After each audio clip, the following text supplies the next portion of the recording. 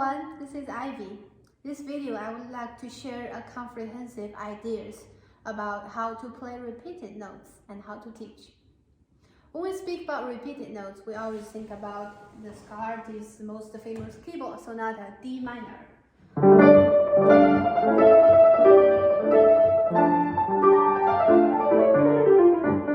So this kind of multiple finger repeated notes, but however there are still other two different categories of repeated notes, not only multiple fingers, but those other two is not as typical as these multiple fingers repeated notes.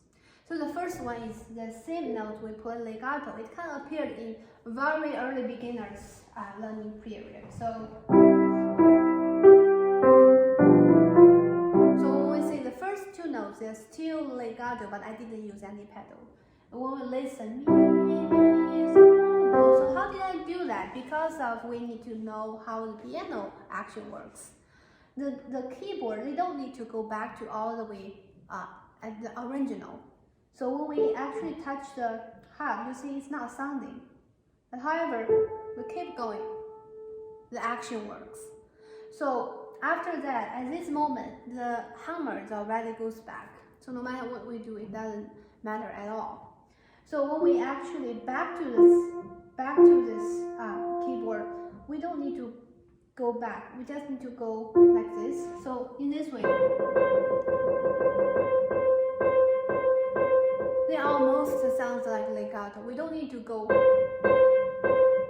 It's actually, you can see that my fingers was not really goes back. So in this way, we can still play the repeated notes with nice legato and like a singing melody.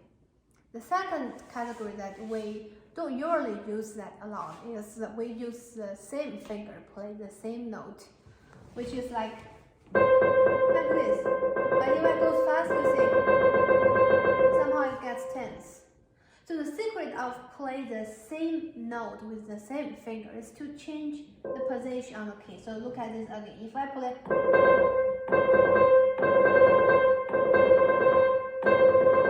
I can play the same note with the same finger with a really fast speed without any tense.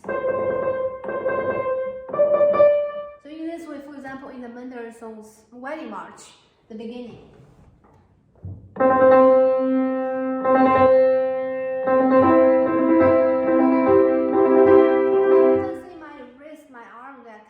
Different spots on this keyboard to make sure that my motion was not getting any tension. So this is kind of the trick of how we are able to use the same finger to play the same notes. The third category is the most popular repeated notes category is the multiple fingers play, like we play 3, 2, 1.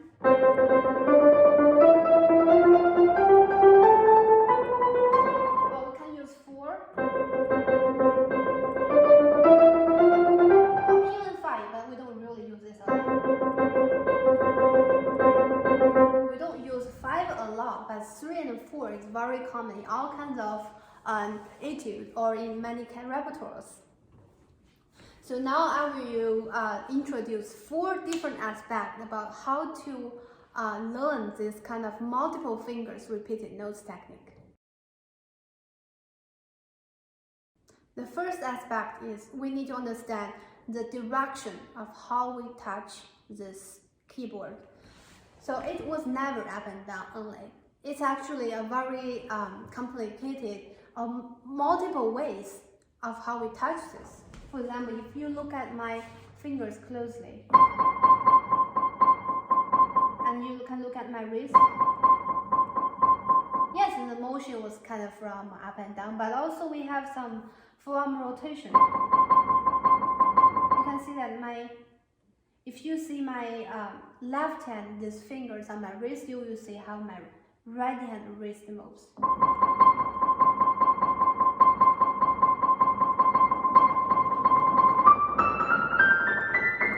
So the faster I move, the smaller motion I do. If I do very slow and exaggerated motion, you can see that.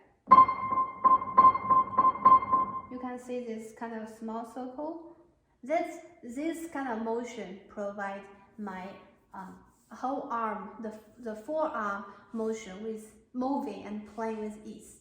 But besides that, we also have a little bit wrist staccato, but very small motion. And plus that, we still have the finger motion. So you can see my finger kind of move like a circle. So the arm, wrist, and fingers, they are kind of coordinate together. We can't only move fingers, and otherwise this part is tense, and this can provide us the more flexible motion. But we also can't only use wrist, otherwise it becomes like it doesn't sound very smart, right? It sounds pretty heavy. And if we only use arm, it's impossible to play the repeated notes fast. So to play repeated notes, we need to understand this forearm, wrist, staccato, and fingers. They are kind of coordinated together, but also the direction of how to touch the keys kind of from like a multiple division, like more like a circle.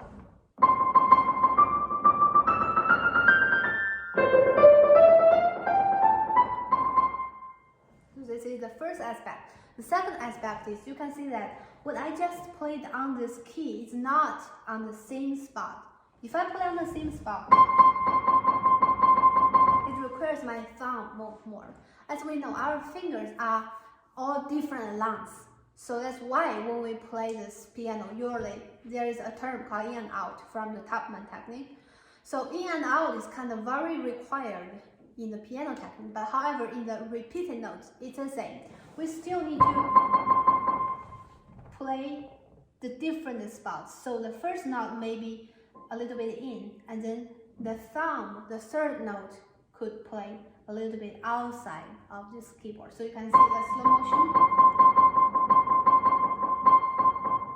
The different spots on the keyboard is also very helpful for us to play the repeated notes easier. So if there are 4 repeated notes, you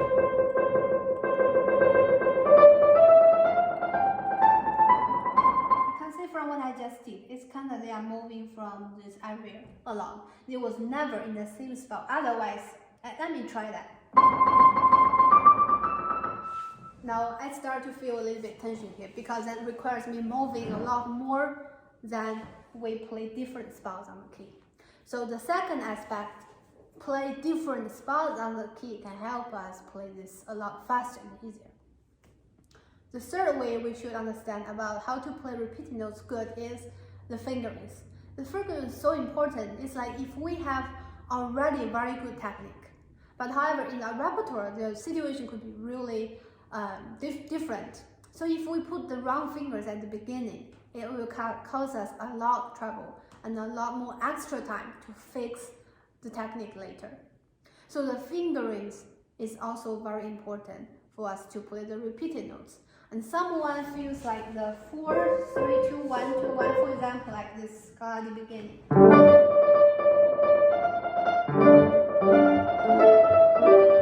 Someone feels 4, 3, 2, 1, 2, 1 is more flexible or more easier. Someone feels 3, 2, 1, 3. It doesn't matter because everyone's finger has different feelings and different conditions. For me, this time I feel 4, and the other time maybe 3, 2, 1.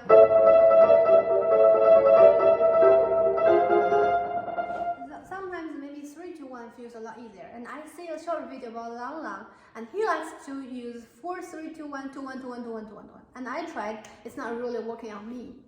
So people always have different feelings when they do the fingers, but try your best, which is your most comfortable fingers that could work. The fourth aspect is how we coordinate our hand and our fingers, wrist, and forearm. There are some simple practices that we can do it without piano because as we know, as soon as we understand, we learn how we move the motion between each note on the piano, it won't be too bad. So we can do some prepared practice before we play on the keyboard. So that's something we need to know. The wrist motion was kind of very important in this repeated notes because they are kind of provide the first basic. After the wrist staccato motion, we use the fingers. So something like, for example, we play 3 repeated notes. 1, 2, 3. 1, 2, 3. Make sure your wrist can move without any tension. So this part, the forearm, no tension at all. And then we open your hand. 1, 2, 3. 1, 2, 3. 1, 2, 3. And then we are adding the finger motion. 1, 2, 3, 4. 1, 2, 3, 4. And then on the keyboard it becomes. It's the first practice with the wrist staccato. So your wrist staccato carry your fingers.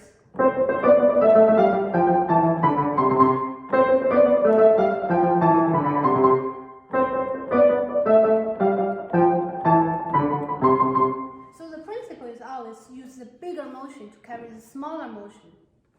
So our arm staccato could carry the wrist staccato. So the first bigger motion could be the arm staccato. And then bring this wrist staccato. And then the wrist staccato bring the finger. At the same time, we use the previous aspect we talked about, like change the different spots and change the different directions, use a little bit of forearm rotations to help you. So in this way, you should be able to play this multiple fingers repeating notes a lot easier and faster. Besides that, we have some other little practice to help us learn better about how to practice those. And there is something we can call it like mute the second and the third notes to help our finger find how heavy the keyboard is. Because in order to play them fast, we need to use as little as the only required weight to play these notes, really saving us a lot of energy. So it's not key bending. We don't push them too much because we talked about before, no matter what we do after the sound, there's nothing change. So try to use your fingers, find how heavy and what's the resistant weight that the keyboard gives you. So keep practicing this.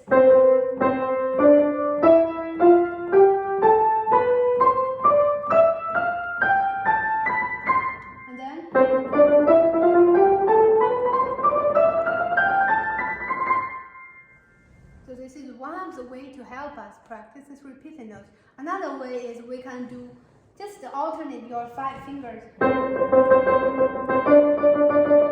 can see my hand is kind of moving in this direction. Never keep your arm or forearm in this kind of one spot. Always move with ease. Just look at your circle. It's almost like this.